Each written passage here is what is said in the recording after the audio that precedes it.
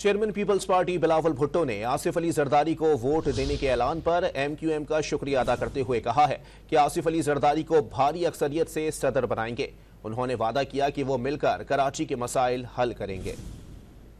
ہم سمجھتے ہیں کہ اگر ہم مل کے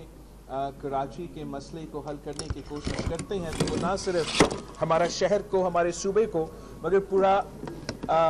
ملک کو اس کا فائدہ ہوتا ہے۔ اور آئی لک فارورڈ انشاءاللہ تعالی کہ یہ اب جو حکومت